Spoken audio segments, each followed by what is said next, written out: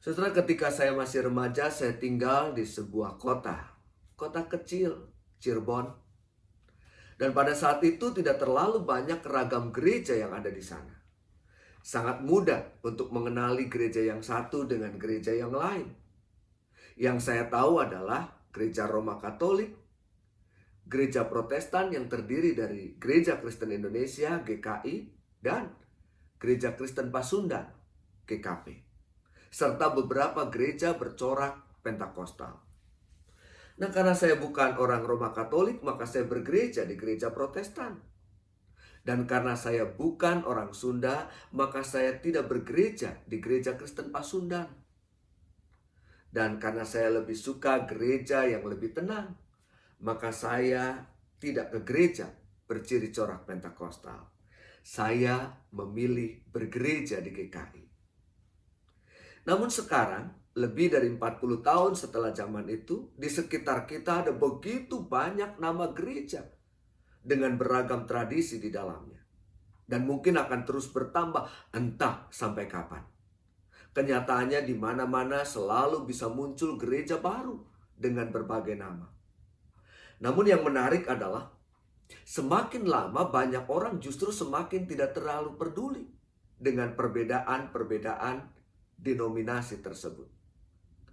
Hal itu dapat kita buktikan dengan coba menanyakan misalnya kepada sesama anggota jemaat kita tentang apa yang membedakan antara gereja kita dengan gereja yang lain. Jawabannya hampir pasti relatif sama. Sama-sama orang Kristen, sama-sama mengaku Yesus sebagai Tuhan, sama-sama memakai Alkitab yang sama-sama berkebaktian di hari Minggu. Itulah yang disebut sebagai era pasca denominasi. Era pasca denominasi adalah era overlapping identity. Dan memang pada kenyataannya selalu ada overlapping identity. Bukan hanya antar denominasi, tetapi juga bahkan antar agama.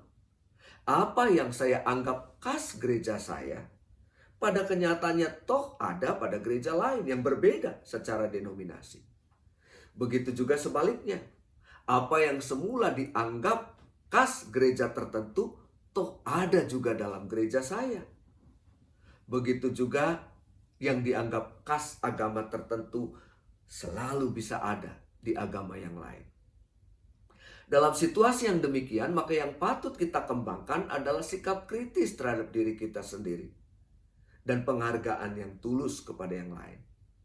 Jangan menganggap diri kita yang paling benar dan yang lain salah. Kenapa? Karena soal bergereja itu soal hati. Soal bergereja itu soal rasa. Saya memilih GKI bukan karena GKI paling baik dibandingkan dengan yang lain. Bukan juga karena GKI paling sempurna. Bukan itu. Tapi saya memilih GKI karena saya merasa pas dengan GKI. Dan oleh karenanya saya bertumbuh di dalamnya. Dan karena saya telah memilih GKI, maka konsekuensinya saya tidak memilih yang lain. Tetapi bagaimanapun kecintaan saya terhadap GKI tidak membuat orang lain juga bisa mencintai gerejanya lebih daripada cinta saya kepada gereja saya.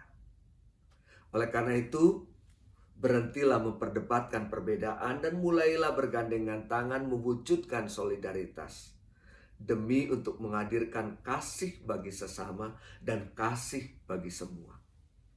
Hanya dengan cara itulah gereja boleh dirasakan hadirnya.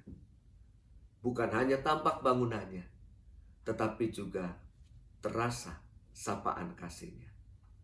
Tuhan memberkati.